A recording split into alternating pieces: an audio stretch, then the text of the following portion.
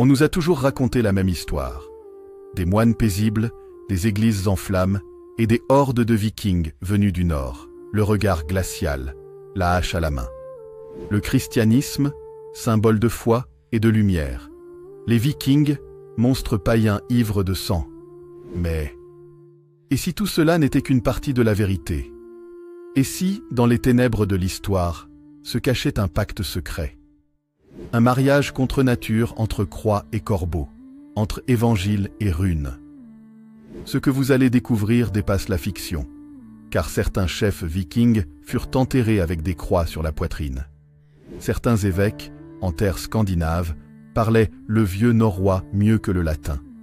Et dans les coulisses des monastères, des alliances secrètes auraient changé à jamais le cours de l'Europe chrétienne. Préparez-vous à pénétrer dans une époque trouble où les frontières entre le bien et le mal s'effacent. Si ce genre de vérité oubliée vous fascine, n'oubliez pas de liker cette vidéo, de vous abonner à la chaîne et d'activer la cloche pour ne pas manquer les prochaines révélations historiques. Ce que vous allez entendre n'est enseigné dans aucune école. Bienvenue dans l'énigme des siècles, christianisme et vikings. Une alliance impensable ou une guerre éternelle. La vérité commence, maintenant. Le 8 juin 793. Une date que presque aucun manuel scolaire ne souligne, mais qui a fracturé à jamais le cœur spirituel de l'Europe chrétienne. Sur la petite île paisible de Lindisfarne, au nord-est de l'Angleterre, le monastère bénédictin s'éveillait doucement, comme tous les matins. Les moines récitèrent leurs psaumes en latin, le vent faisait chanter les cloches d'argent, et le silence sacré baignait les pierres du sanctuaire. Mais à l'horizon, quelque chose d'anormal flottait sur la mer. Des voiles noirs, des silhouettes longues et menaçantes, fendues de têtes de dragons sculptés. Les bateaux vikings arrivaient, et avec eux, l'oubli de la paix. L'assaut fut brutal. Les moines furent décapités sur l'autel, les reliques brisées, les évangiles brûlés. Ce n'était pas une simple attaque, c'était un message. Voilà ce que nous pensons de votre Dieu. Les chroniqueurs de l'époque furent dévastés. L'événement marqua les esprits. C'était l'acte de naissance du cauchemar viking dans l'imaginaire chrétien. Mais ce que personne ne savait alors, c'est que ce bain de sang serait aussi le premier pas vers une étrange fascination entre ces deux mondes. L'un de la croix, l'autre de la hache. Pour comprendre la profondeur de cette confrontation, il faut plonger dans deux spiritualités que tout oppose. Le monde chrétien, un Dieu unique, miséricordieux, invisible, et un royaume céleste promis après la mort. Une église hiérarchique, gouvernée depuis Rome. Une doctrine qui prône la paix, l'humilité et le renoncement au monde terrestre. Le monde viking. Un panthéon tumultueux de dieux guerriers. Odin, le dieu de la guerre et du savoir. Thor, le dieu du tonnerre. Freyja, la déesse de l'amour et de la mort. Un au-delà glorieux pour ceux qui meurent au combat, le Valhalla. Une vision du monde fondée sur l'honneur, le destin, le weird et la force. L'opposition était totale. Et pourtant, des découvertes archéologiques récentes bouleversent cette dichotomie. À Uppsala, en Suède, des tombes de nobles vikings du IXe siècle contiennent des croix chrétiennes. À Birka, une ancienne cité viking, on retrouve des objets chrétiens enterrés dans des sépultures païennes. Et dans les sagas islandaises, certains héros prient à la fois Odin et le Christ. Mais comment cela est-il possible? L'image du viking barbare ne reflète qu'un pan de la réalité. Ces hommes venus du Nord n'étaient pas que des pillards, ils étaient aussi des marchands habiles, des navigateurs hors pair, et parfois des diplomates. Dès le IXe siècle, les Vikings commencent à s'installer durablement. En Irlande, ils fondent Dublin. En France, ils prennent Rouen qui deviendra la capitale de la Normandie. En Angleterre, ils établissent le Danelaw, une région semi-autonome sous domination scandinave. Mais pour commercer avec les royaumes chrétiens, un obstacle se dresse, la religion. On ne traite pas avec un païen. On ne fait pas de pacte avec un adorateur de serpents et de corbeaux. Alors, certains chefs vikings commencent à adopter la croix non par foi, mais par stratégie. Harald Klak, roi du Jutland, se fait baptiser en 826 à Mayence. Guthrum, roi danois, se convertit au christianisme après sa défaite face au roi Alfred le Grand. Mais derrière ces baptêmes se cache souvent un jeu politique glacé.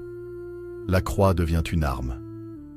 Le plus fascinant de tous est sans doute Rollo, un chef viking redouté, qui ravagea les côtes de France dans les années 880. Fatigué des attaques, le roi Charles le Simple décide de lui offrir un duché. En 911, par le traité de Saint-Clair-sur-Epte, Rollo devient le premier duc de Normandie. Mais à une seule condition, se convertir au christianisme. Il accepte, est baptisé sous le nom de Robert et continue à régner à moitié païen dans l'intimité. Il autorise l'installation d'églises, mais aussi la perpétuation de rites anciens. Ses descendants, dont Guillaume le Conquérant, auront le sang nordique et la croix sur le front. Un paradoxe est né. Un monde hybride, ni tout à fait chrétien, ni vraiment viking. Et si l'attaque de Lindisfarne n'avait pas été le début d'une guerre éternelle, mais le premier acte d'un contact nécessaire, douloureux, certes, mais inévitable. Car après les massacres, les raids, les pillages, les deux civilisations se sont observées, puis influencées.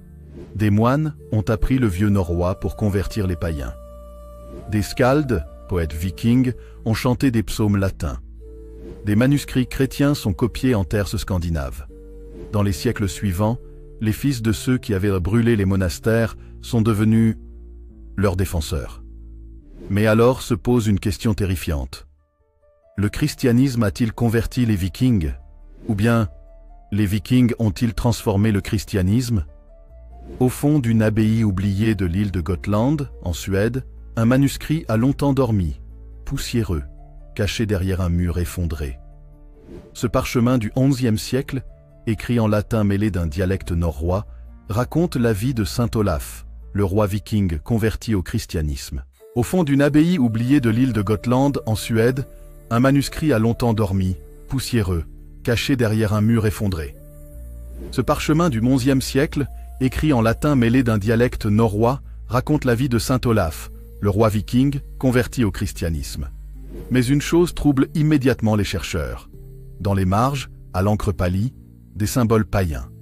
2 corbeaux, un œil unique, et une lance perçant un cœur. Ce sont les attributs d'Odin, le dieu des morts et de la connaissance, patron des Skalds, roi d'Asgard. Pourquoi ces symboles apparaissent-ils dans un texte censé glorifier un saint chrétien? La question dérange. Car elle soulève une hypothèse encore taboue dans les cercles universitaires. Et si certains moines avaient volontairement fusionné les croyances chrétiennes et païennes? L'Église, au haut Moyen-Âge, se trouve face à un dilemme théologique de taille. Comment convertir un peuple qui croit que mourir l'épée à la main garantit une vie éternelle dans un palais d'or, festin et gloire? Les promesses chrétiennes de salut, de paix éternelle et de vie modeste après la mort, ne résonnaient guère chez des guerriers. Alors l'Église s'adapte, en secret. Des missions sont lancées avec de nouvelles méthodes. On superpose les fêtes chrétiennes sur les anciennes païennes. Noël sur Yule, Pâques sur la fête de l'équinoxe. On transforme les anciens dieux en démons, mais on conserve leurs attributs. On autorise même des chants en vieux norrois pendant certaines messes locales. Mais cela va plus loin. Dans plusieurs Bibles islandaises, des passages semblent emprunter directement aux sagas. L'image du Christ suspendu sur la croix pendant 3 jours évoque étrangement Odin suspendu à Yggdrasil pendant 9 jours pour recevoir la sagesse. La notion de sacrifice volontaire pour les hommes, de descente dans le monde des morts, d'élévation, sont des motifs partagés. Ce n'est pas une copie, c'est un tressage, une fusion lente, secrète, calculée. Prenons l'exemple du roi Olaf II de Norvège, connu aujourd'hui sous le nom de Saint Olaf. Officiellement, il est le roi qui a apporté le christianisme à la Norvège, mort en martyr à la bataille de Stiklestad en 1030. Mais là encore, l'histoire officielle est fendue de fissures étranges. Après sa mort, il est associé à des miracles de résurrection dignes de la mythologie païenne. Des sources affirment que son corps ne pourrissait pas, ce qui évoque non un saint chrétien, mais un Einherjar, un guerrier d'Odin ressuscité pour le Ragnarök. Dans certaines versions populaires de sa légende, il manie une hache flamboyante, semblable au marteau de Thor. Et ce détail dérangeant, Dans certaines anciennes églises norvégiennes, les statues de saint Olaf portent un casque à cornes, chose impensable pour un saint. Alors, saint Olaf est-il un outil d'évangélisation chrétienne, ou la réinvention d'un dieu nordique sous un nom chrétien? Il existait une caste mystérieuse d'hommes instruits dans le Nord, les moines Skald. Ces hommes, à la fois chrétiens et formés dans les arts de la poésie païenne, composaient des vers religieux, mais selon les métriques vikings. Leur existence est attestée dans plusieurs monastères de Norvège et d'Islande entre les Xe et XIIe siècles. Leurs psaumes sont structurés comme des drapas, des poèmes en l'honneur d'Odin. Ils parlent de Dieu comme d'un père sage chevauchant les vents. Le Christ est présenté comme celui qui triompha dans le combat contre le monde souterrain. Autrement dit, les récits chrétiens sont traduits en une mythologie accessible aux anciens païens, presque héroïque. Les saints deviennent des sortes de demi-dieux. Le Christ devient un roi guerrier céleste. Ce n'est plus le message de la paix, c'est un évangile de conquête mystique. Dans les profondeurs de l'abbaye de Thingeyrar, un prieuré fondé en Islande au XIIe siècle, un codex a été retrouvé récemment. On l'appelle aujourd'hui le Codex du Corbeau. Son contenu est saisissant. Il s'agit d'un recueil de sermons et de prières chrétiennes. Mais chaque chapitre commence par une citation runique. Et le Christ y est nommé une fois le borgne. Erreur de traduction, méconnaissance linguistique ou choix délibéré? Certains chercheurs pensent que certains moines nordiques croyaient sincèrement qu'Odin et le Christ étaient une seule et même entité. L'un pour les morts glorieux, l'autre pour les âmes paisibles. Ce syncrétisme étrange aurait été toléré, voire encouragé, pour apaiser les tensions et assurer la transition culturelle. Mais ce compromis a un prix. Le christianisme du Nord n'est pas le christianisme de Rome. Il est autre, transformé, contaminé. Et si, dans l'ombre de ces conversions, s'étaient tramées des alliances secrètes entre évêques et seigneurs vikings? Des accords de non-agression, des pactes de pouvoir, des traités scellés non avec l'encre, mais avec le sang? En 1903, dans la crypte de la cathédrale de Rouen, des ouvriers découvrent une cavité scellée derrière un mur du XIIe siècle. À l'intérieur, des ossements calcinés, une croix de fer et un rouleau de parchemin conservé dans une boîte de plomb gravée d'une rune scandinave, TH, la rune Turisaz, associée aux forces sauvages et destructrices. Le texte, daté de 943 après J.C., est rédigé en latin clérical mêlé de mots norrois. Il s'intitule Pactum inter episcopum Rotomagensem et Rolonem Duci Normanorum. Le contenu fait frémir les historiens. Ce n'est pas un simple accord de paix. C'est un pacte sacré entre l'archevêque de Rouen et le chef viking Rollon, ancêtre des ducs de Normandie. Un échange de faveurs et de silence. Le texte stipule l'autorisation pour Rollon de conserver certains rituels anciens tant qu'ils sont pratiqués dans le secret des forêts. La reconstruction de monastères détruits par les raids vikings, financés par l'or volé lors de ces mêmes pillages. Le baptême symbolique de Rollon, sans obligation d'abjuration publique de ces anciens dieux. Mais le plus troublant, une clause mentionne la présence d'un certain officiant double, moine et skald, chargé de traduire l'Évangile dans les mots du Nord. Autrement dit, un christianisme sur mesure, un christianisme maquillé. Elle raconte la mémoire des anciens dieux, camouflés sous la bénédiction chrétienne. On trouve même des inscriptions runiques sur des croix en bois. La croix de Kuli, en Norvège, vers 1034, porte la plus ancienne mention de Kristintru, foi chrétienne, gravée dans une forme runique traditionnelle, destinée aux Skald. Ainsi, même les objets chrétiens parlent encore la langue des anciens dieux. Sur la côte ouest de l'Irlande, près de Galway, se trouvaient les ruines d'un petit monastère connu sous le nom de Glan Nasich. En 2002, une fouille révèle que sous la chapelle, un autre bâtiment plus ancien repose, construit dans un style typiquement norrois, avec des fondations en forme de Mjolnir, le marteau de Thor. À l'intérieur, on découvre une stèle chrétienne portant une prière en latin. Et juste en dessous, gravée dans la pierre, une invocation à Freyr, dieu de la fertilité. Deux religions, 2 couches de pierre.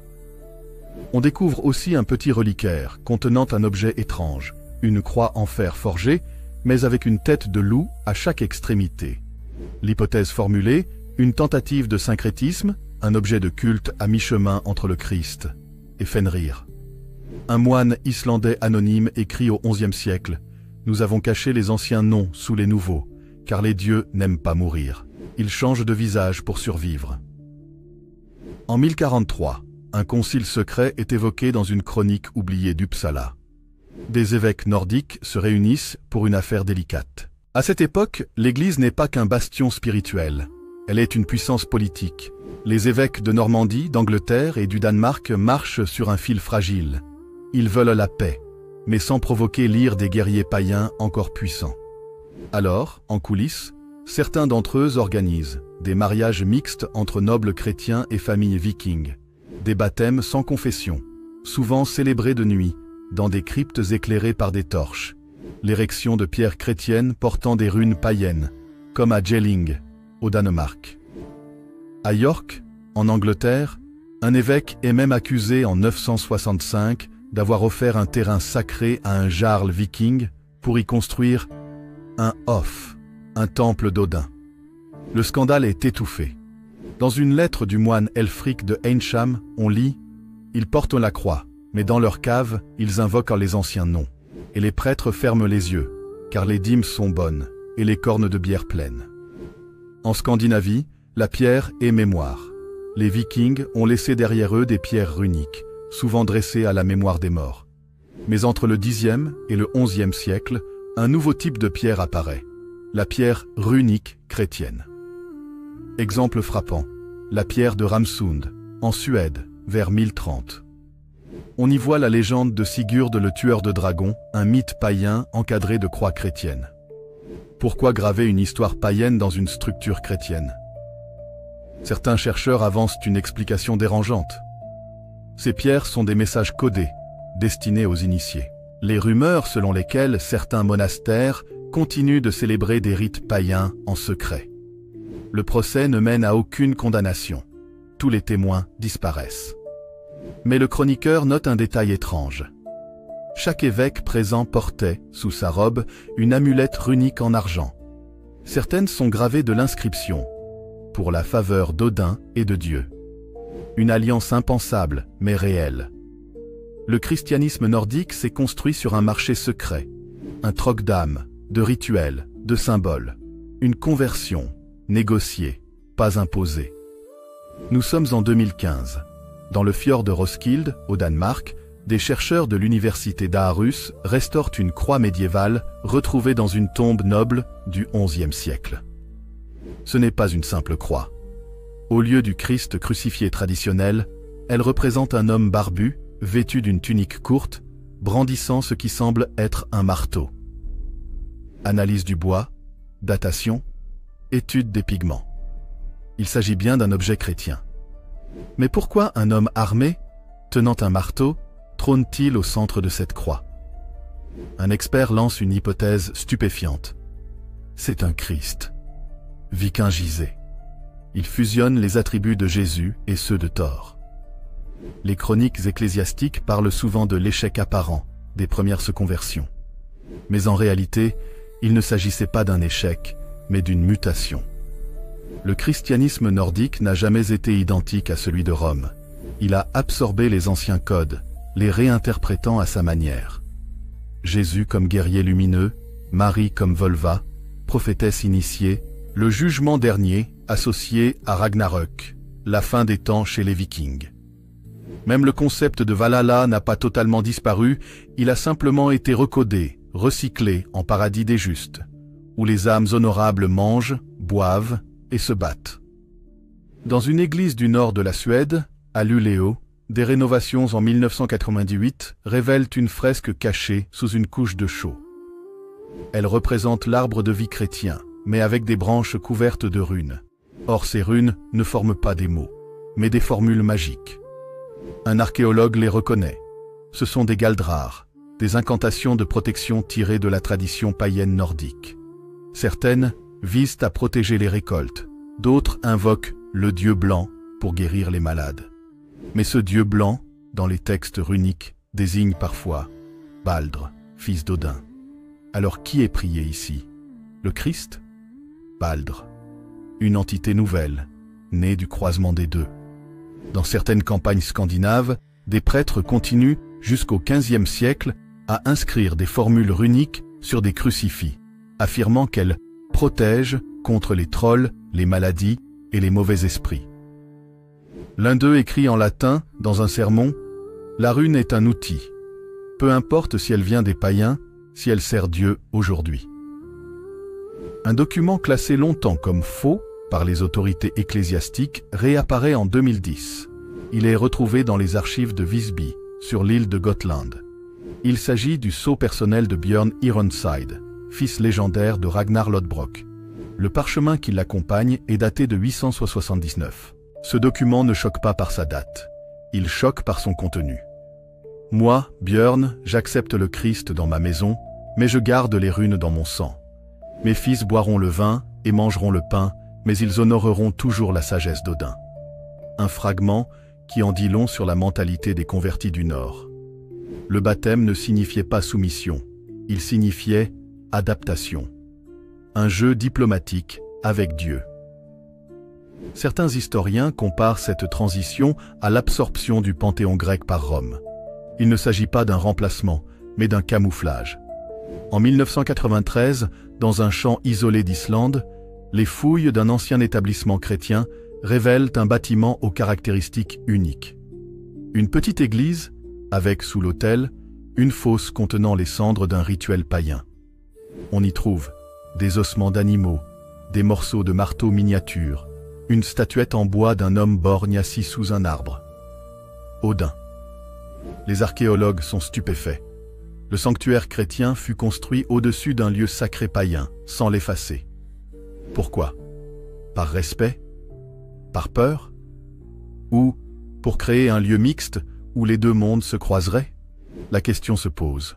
L'Église a-t-elle consciemment entretenu le double visage de la foi nordique? De nos jours, dans certaines communautés néo-païennes scandinaves, un phénomène étrange se produit. Le culte du Christ viking. Des groupes comme Folkekirken en Norvège ou des courants de christianisme alternatif en Islande reprennent les textes bibliques, mais les mélangent avec les sagas nordiques. Dans leur liturgie, Jésus est appelé le porteur de lumière du Nord, celui qui affronte les ténèbres comme Thor affrontait le serpent, le chef du dernier festin. Même dans la pop culture, on retrouve ce mélange. Des romans graphiques représentent des apôtres armés de haches, des séries télévisées comme Viking. Valhalla montre des chrétiens convertis parlant en runes. Des groupes de musique comme Wardruna ou Heilung fusionnent chants liturgiques et tambours rituels. La mémoire du Dieu aux deux visages n'est pas morte. Elle revient dans la pierre, dans le sang, dans l'art. Alors que reste-t-il de cette étrange alliance? Le christianisme nordique n'a jamais été un simple copier-coller de Rome. Il est né dans la violence, le doute et la négociation. Il a porté une croix gravée de runes. Il a mis l'eau bénite sur des guerriers encore habités par les cris des Skaldes. Il a fait prier des hommes qui croyaient autant en l'amour du Christ qu'en le fracas du marteau. Cette histoire, trop longtemps simplifiée, est celle d'un compromis millénaire. Et si l'on regarde bien, dans certaines églises du Nord, au fond des bois ou gravées sous la pierre, une vérité demeure. Les dieux ne meurent pas, ils se travestissent, et parfois ils partagent le même trône. Si vous êtes encore là, c'est que quelque chose dans cette histoire vous a touché, intrigué ou même bousculé. Alors, avant toute chose, merci. Merci d'avoir pris le temps de découvrir cette page oubliée de l'histoire, entre les lignes de la foi et le souffle des sagas nordiques. Merci d'avoir tendu l'oreille à ces voix venues du passé, ces alliances étranges, ces vérités dérangeantes que l'on ne trouve pas dans les livres scolaires. Vous venez de traverser un récit où les croix portent des marteaux, où les évangiles dansent avec les runes, et où l'histoire nous rappelle que rien n'est jamais tout blanc ou tout noir. Et si ce voyage vous a plu, si vous avez appris, douté, souri ou frissonné, alors pensez à faire vivre cette chaîne. En likant cette vidéo, en vous abonnant pour ne rien rater des prochains récits aussi fascinants, et en activant la cloche pour que ces vérités continuent à vous trouver, même dans le bruit du quotidien. Votre soutien, vos commentaires, vos partages, c'est ce qui fait battre le cœur de cette communauté. Alors encore une fois, merci du fond du cœur. Et souvenez-vous, l'histoire n'est jamais figée. Elle vit, elle bouge, elle murmure, à ceux qui veulent bien l'écouter. À très bientôt, pour d'autres récits oubliés du temps.